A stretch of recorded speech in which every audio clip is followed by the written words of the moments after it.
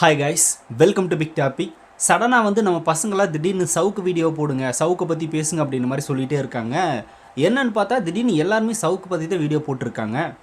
என்னடா அது சவுக்கை பற்றி போட்டு அவர் யாருன்றதை தெரிஞ்சுக்கிற அளவுக்கு தான் பார்த்தோம்னா நம்ம தாவேக்கா தொண்டர்கள் இருக்காங்களா என்ன அப்படின்ற ஒரு கேள்வி தான் எனக்கு வந்துச்சு.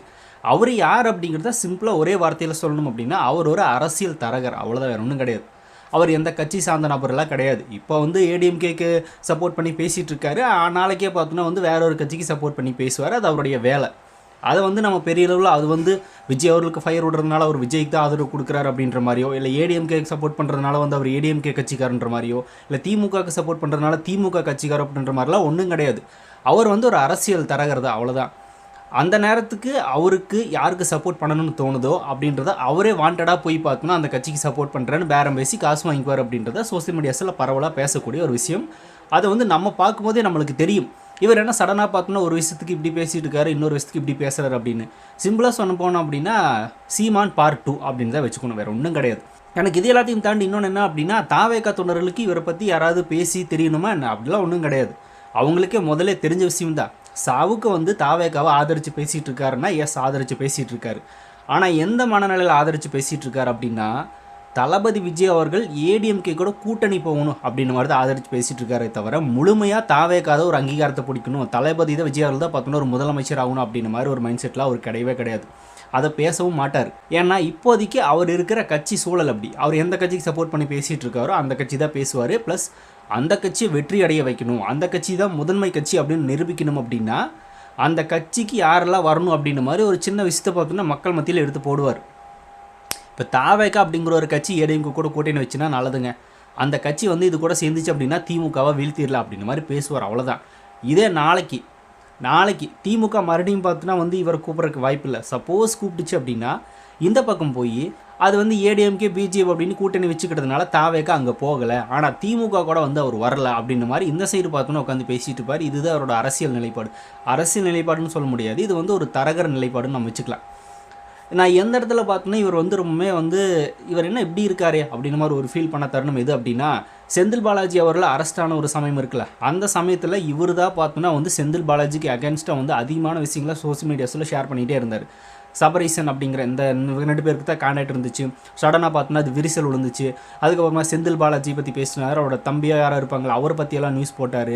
அவரோட வீட்டு முன்னாடியெல்லாம் பார்த்தோன்னா சிகரெட் பிடிக்கிற மாதிரியான ஸ்டில்ஸில் எடுத்து வெளியே போடுறது. நான் யார் தெரியுமா, எப்பேற்பட்ட ஆள் தெரியுமா, என்னை கூட வச்சுக்கிட்டிங்கன்னா தான் நீங்கள் கரெக்டாக இருப்பீங்க, இல்லை அப்படின்னா எல்லாத்தையும் போட்டு கொடுத்துருவா அப்படின்ற மாதிரி பயங்கரமான விஷயங்களை பார்த்தோன்னா சொல்லாமல் சொன்னார் அந்த டைமில்.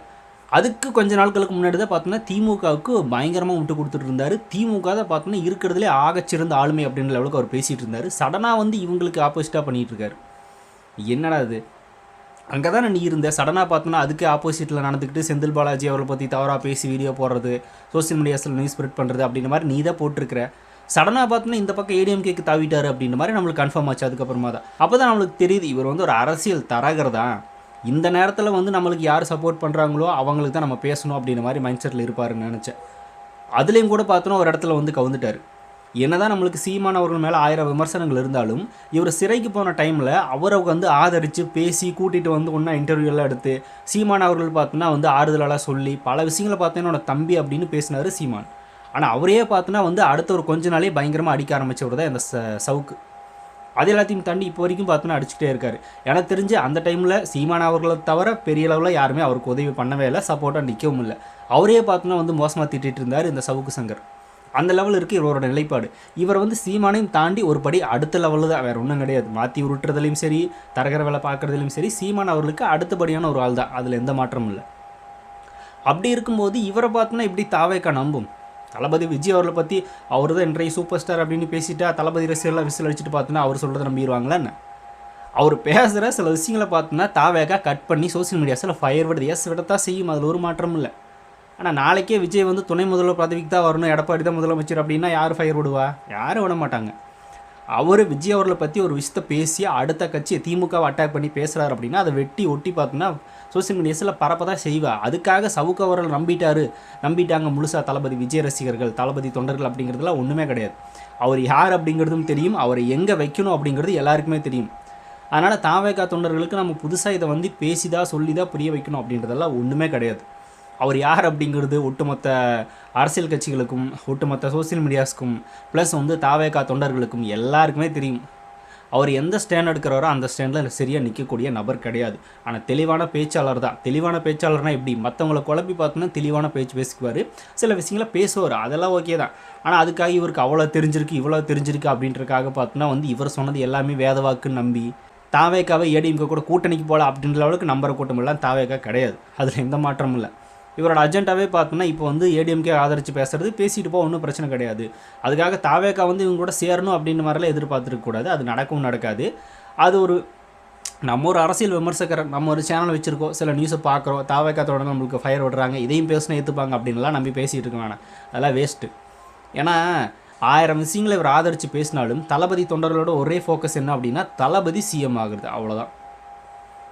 ஏடிஎம்கே கூட போய் சேர்ந்து அவர் சிஎம் ஆக மாட்டார் அப்படிங்கிறது எல்லாருக்குமே தெரியும். இவரே தானங்க பேசினார், எடப்பாடி பழனிசாமி முதலமைச்சராகிறக்கா விஜய் கட்சி ஆரம்பித்தார் அப்படின்னு தான் இவரே பேசினார் கொஞ்ச நாட்களுக்கு முன்னாடி. இப்போ ஏடிஎம்கே கூட கூட்டணி வைக்கலாம் அப்படின்னு மாதிரி சில விஷயங்களை பார்த்தோம்னா சொல்லாமல் சொல்லிட்டு இருக்காங்க அப்படிங்கிறதே நம்ம பார்த்துட்டே தான் இருக்கும். இது எல்லாத்தையும் தாண்டி இவர் பேசின ஒரே ஒரு விஷயம், அது எப்பவுமே மாறாது, அது வந்து முழுக்க முழுக்க உண்மையான ஒரு விஷயம். தமிழ்நாட்டில் 5 வருஷத்துக்கு திமுக, இன்னொரு 5 வருஷத்துக்கு அதிமுக, அந்த 2 கட்சிகள் தான், உங்களுக்கு வேறு வழியே கிடையாது, இவங்க தான் வந்துகிட்டே இருப்பாங்க அப்படின்னு இவர் பேசுகிறாரு.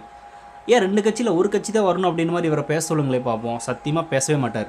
ஏன் அப்படின்னா இப்போ ஏடிஎம்கேக்கு சப்போர்ட் பண்ணிகிட்டு இருக்காரு, நாளைக்கே திமுகவுக்கு சப்போர்ட் பண்ண வேண்டிய சுச்சுவேஷன் வந்துச்சு அப்படின்னா அப்போ அதுக்கு பண்ணி தானே ஆகணும். இந்த பக்கம் 2 வருஷத்துக்கு உருட்டுவார், இந்த பக்கம் 2 வருஷத்துக்கு உருட்டுவார். அப்படிங்கும்போது திமுக அதிமுக ரெண்டுமே தாங்க ஆட்சியில் இருக்கணும் அப்படின்னு இவர் பேசதான் செய்வார். ஏன்னா 2 கட்சிகளும் இவருக்கு தேவைப்படுறதுனால இந்த சைடும் போய்க்கலாம், இந்த சைடும் போய்க்கலாம், நடுவில் பார்த்தோன்னா யார் வந்தாலும் இவங்க கூட சேர்ந்து தான் போகணும் அப்படின்னு பேசிடுவார். சரி, நாளைக்கே தாவேக்கா பார்த்தோன்னா அங்கீகாரத்துக்கு வந்து தளபதி விஜய் அவர்கள் ஒருவேளை முதலமைச்சர் ஆகிட்டார்னு வச்சுக்கோங்க, உடனே பார்த்தோன்னா தளபதி பக்கம் திரும்பிடுவார். இதுதான் நடக்கும். இதே அவரோட அரசியல் வேலை. ஏன்னா இது வரைக்கும் பார்த்தோன்னா திமுக அதிமுக அப்படின்னு 2 கட்சிகள் தான் மாறி மாறி ஆண்டிருக்கு. அதனால் இந்த 2 கட்சிகள் இல்லாமல் வந்து வேறு ஒன்றும் பண்ண முடியாது அப்படின்னு பேசுவார். சடனாக புதுசாக பார்த்தோன்னா ஒரு மாற்றம், புதுசாக விஜய் அவர்கள் வந்து ஜெயிச்சிட்டார் அப்படின்னா இந்த 2 கட்சி ஓரம் கட்டிட்டு தாவேக்காக சப்போர்ட் பண்ணி பேசிகிட்டு இருப்பார். இதை விட முரட்டு முட்டாக கொடுப்பார். இதுதான் அவரோட நிலைப்பாடு. அதனால் இவர் வந்து தாவேக்காக சப்போர்ட் பண்ணி பேசுகிறதுனால பசங்க நம்புறாங்கன்றதெல்லாம் கிடையாது. விஜய் அவர்களை பெருமையாக பேசும்போது அந்த வீடியோஸ் எடுத்து சோசியல் மீடியாஸில் ஷேர் பண்ணுறா, அவ்வளோதான். மற்றபடி ஒன்றுமே கிடையாது.